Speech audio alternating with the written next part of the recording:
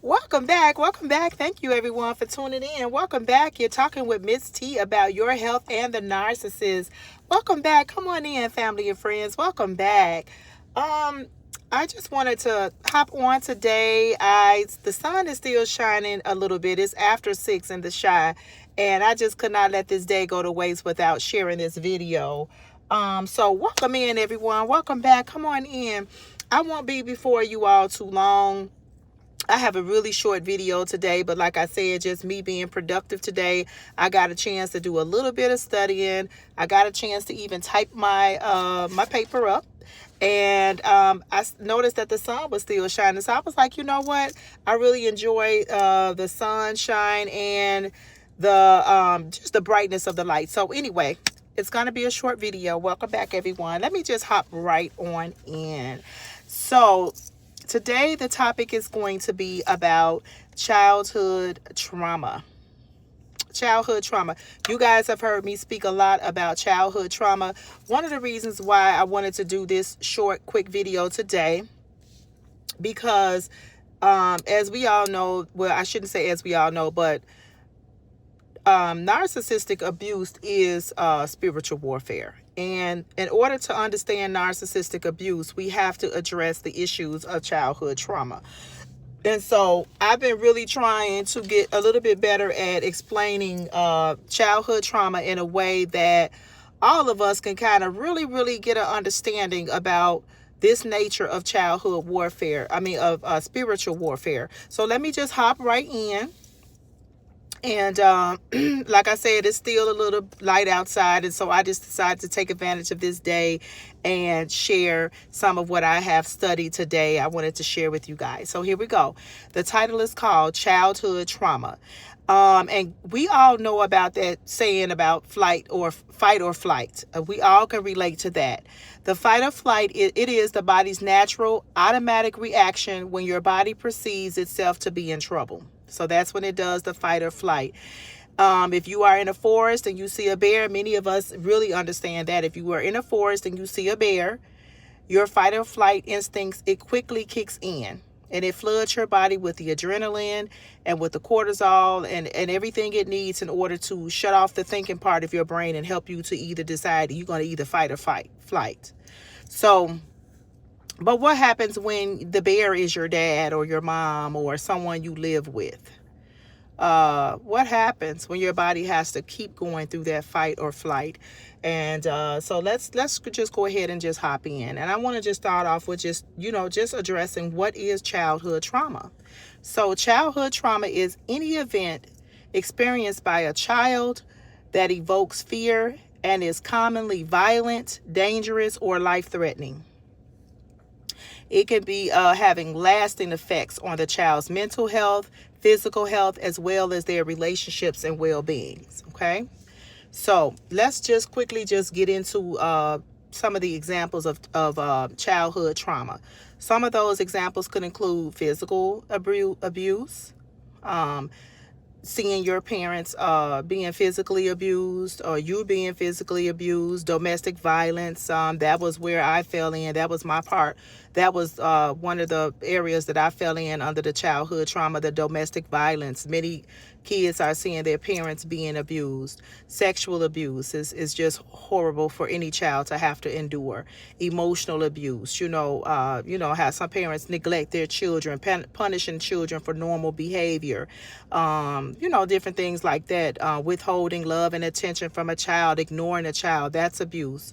And neglect, not providing food and not providing food and clothing and medication for a child. So those are just some very small examples of childhood trauma. So let's just go ahead and talk about, what happens as a result of the childhood trauma, which leads to, in my opinion, spiritual warfare. So I'm going to just talk a little bit about arrested development. This is when a child fails the individuation process, okay? So basically, I'm going to use the character Peter Pan to help us to understand what happens when the narcissist did not survive the transition of turning from a boy to a man. which is why he got stuck in that childlike state. You guys know how some people say they don't want to grow up and different things like that. Well, I definitely don't want a spouse that is stuck in childhood, but this is pretty much what happens. And this is why I'm going to use the Peter Pan to help us to understand, what happens when the narcissist did not survive that transition from turning into a boy, from a boy to a man. So during the ages of between 2 to 12, years old, in order to cope with a childhood trauma, the narcissist, as you guys have heard me say over and over and over again in many of the videos that I have done, they have pretty much abandoned their spirits.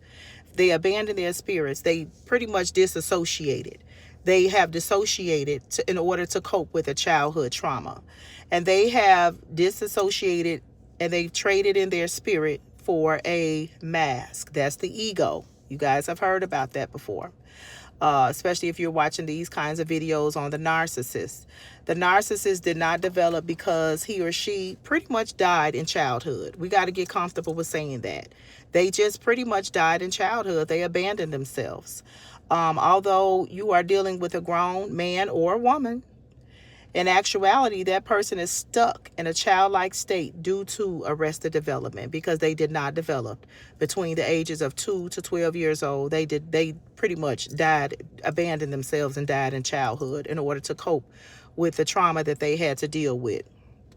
Okay, so due to the childhood trauma, they fail to they fail that process of when they're transitioning from, becoming from the boy to the man. Okay, so that process did not get complete.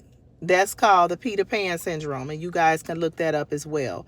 They did not develop past their ego. So let's talk a little bit about what happened when they disassociated. Let's talk a little bit about when they abandoned themselves during childhood. So we are spiritual beings, and we're having a physical experiences, and hopefully we know that, but we pretty much are spirit beings having a physical experience. How do we know that? Well, we are made up of our bodies. This is the vehicle that, we use in order to be on this earth. You have to have a body in order to live on this earth. We have a soul. Our soul is our mind, it's our will, and it's our emotions. And we have our spirit. That is where God lives in us. That's our core, the spirit. So in order to cope with the trauma, the narcissist, they abandoned their spirit. They traded their mask in. They traded their spirits for a mask. So basically, when the narcissist abandoned his or her spirit, the spirit was overridden by evil spirits. Family and friends, anytime we leave an opening, something is going to come in. And our spirits are so precious. When the child had to abandon him or herself, other spirits came inside of the narcissist. And 2 Corinthians 11:14 and 15 tells us, but I'm not surprised that even Satan disguised himself as an angel of light. So the next question that we want to ask is, why is the narcissist wearing a mask? For those people who joined, I appreciate you for tuning in. Welcome in. Come on in, family and friends. We're talking about childhood trauma today, and I am really trying to explain something that I believe it's not complicated, but it's not very easy to explain. And I'm pretty much explaining what happens when the child has experienced childhood trauma, and what happened as a result of them when they pretty much detached in order to live through the abuse that they had to endure. And so as we were talking about the mask, basically, why would the mask is like another word for the ego. Okay, but there is something powerful about that mask that we should all know about. So quite frankly, one of the reasons why you want to know why is the narcissist wearing the mask is used to deceive you, family and friends, to trick you into some kind of agreement or relationship. Okay, and that's what the scripture was just telling us, that even the devil, Satan himself, he masquerades, he walks around masquerading, like an angel of light. And so that mask is used to deceive people. And that's why many of us got caught up into a lot of relationships toxic relationships with people who we probably had no business being with. If you knew who the person you got into some kind of agreement with was about, what he was or she was really about, you probably wouldn't have never even looked twice. I know for me, had I known the core and what was behind that mask, that ego, that the person that I was with, that I had some of those relationships that I had dealt with, I would have never, ever gotten into a relationship with those kind of people. In John 8:44, it tells us that you are the children of your father, the devil. So this is talking about deception and how these spirits come in to deceive people. So John 8:44 tells us, and it's not talking about you, it's talking about the narcissist. You are the children of your father, the devil, and you love to do the evil things that he does. He was a murderer from the beginning, and he has always hated the truth because there is no truth in him. When he lies, it is consistent with his character, for he is a liar and the father of lies. And so that explains a little bit about, why the narcissists, why they are wearing that mask. They have to hide that. If they ever came and showed you who they really were, you would run for the hills, family and friends. John 8:44 tells us that these people, they love to do the evil things that their father does, family and friends. It tells us that he always hated the truth. Why does the enemy hate the truth? Why does Satan hate the truth? They hate the truth because they're not about the truth, and the truth is not in them, family and friends. So when we think about that, I just want to pause right there. On that scripture is so powerful to me when I think about what is being said to us, that they love to do the evil things that they father do. And to me, when I think about, when I just reflect on, what happens in these relationships, it is not about love. It is not about mutual love, respect, and honesty and integrity. It is not about that. The mask, the ego is the false self. That is the false self. It's a figment of the narcissist's imagination, who the narcissist pretends to be in order to make you lower your guards. It's somebody who the narcissist pretended to be in order to avoid the pain and the shame of the trauma. Instead of trying to fix the trauma, I guess they feel like it's going to hurt worse to try to fix the pain than it would be to just go through life and just be like in a fantasy land somewhere. This is the disorder, family and friends. That is the disorder. That is the disorder. And this is why, one of the reasons why it's so hard to explain. That mask, that ego, that pretending to be something and someone that they're not, that they're really not, that is the disorder, family and friends.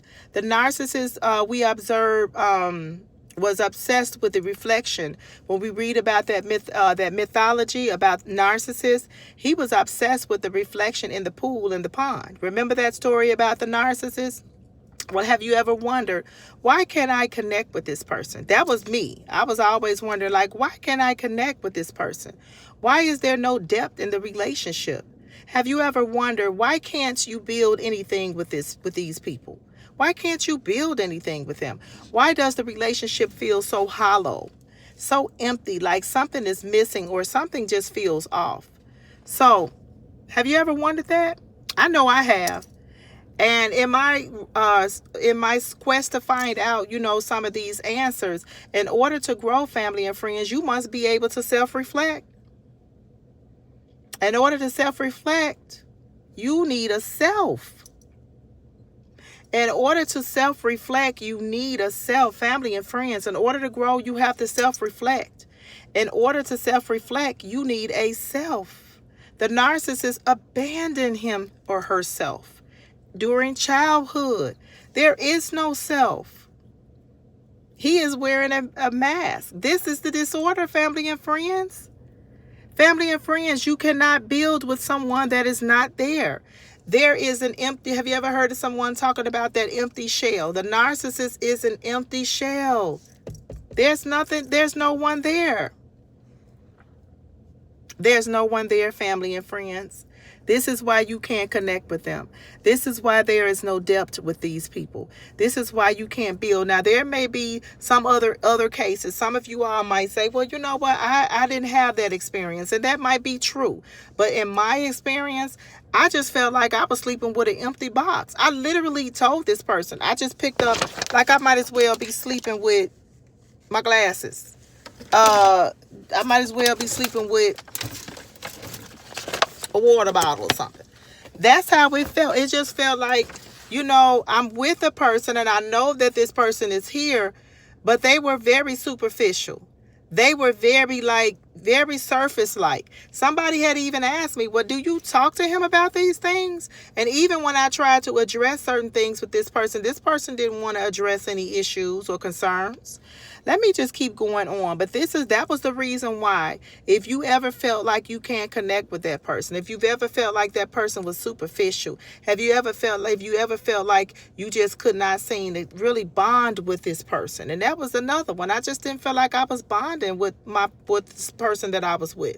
That is why, in order to grow, you need to be able to self-reflect. In order to self-reflect, family and friends, you need a self. Boom. Boom. In order to grow, we need a connection to our spirits.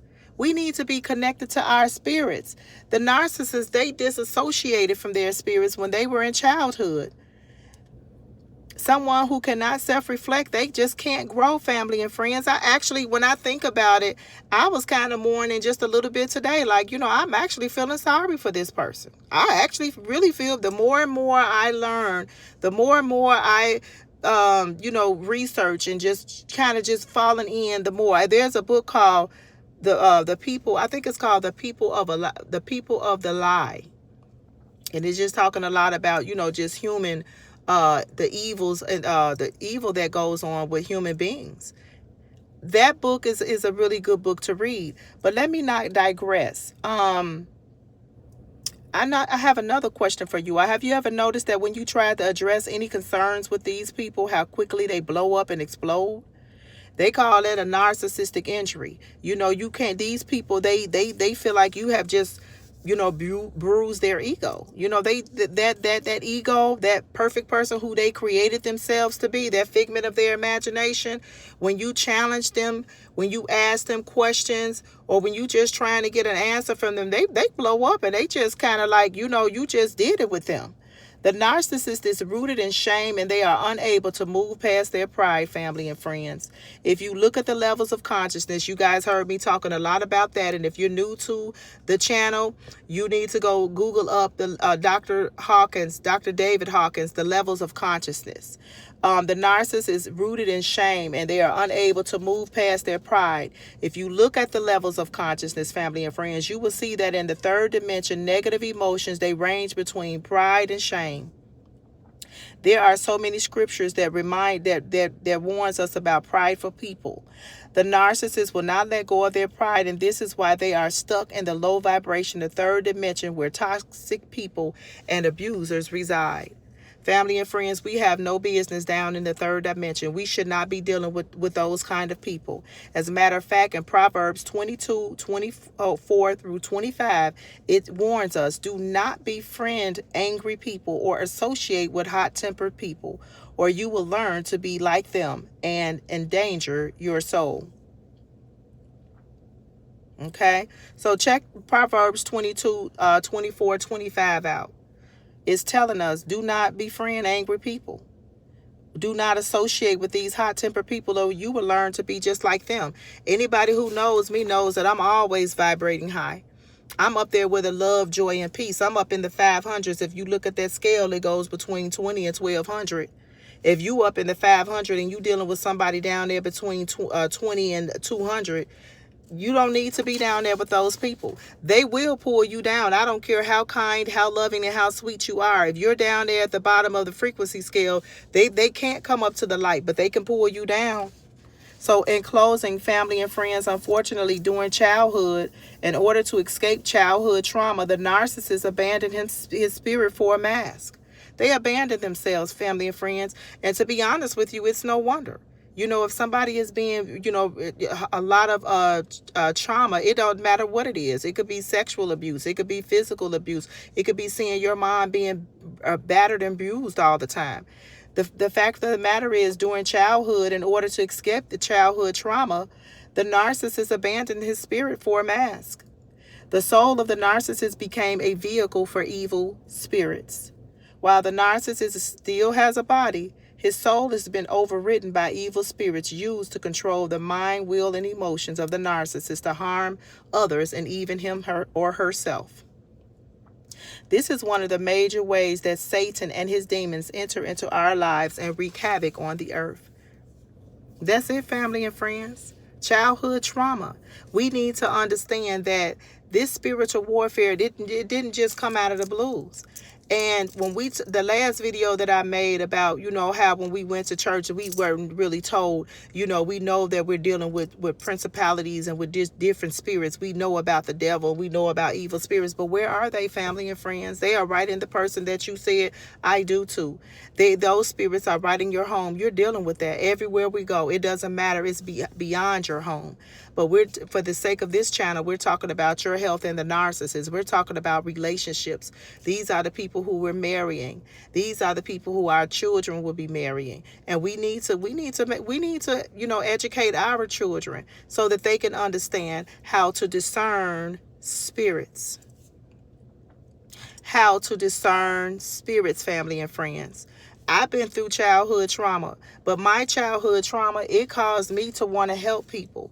It kind of like was not all that great for me, because being a people pleaser does not serve you. It does not. But thankfully, I did not abandon my spirit in childhood. I did not abandon it. So you have the narcissists. You have people like me, empathic people who really love people. We are the truth. We are about the truth. You have givers and you have takers, and there are other, you got your psychopaths, you have your sociopaths, but family and friends, there you have it. We have to understand the nature of childhood trauma and how it affects narcissism, which is nothing but spiritual warfare, family and friends. So until the next video, until thine own self be true, peace.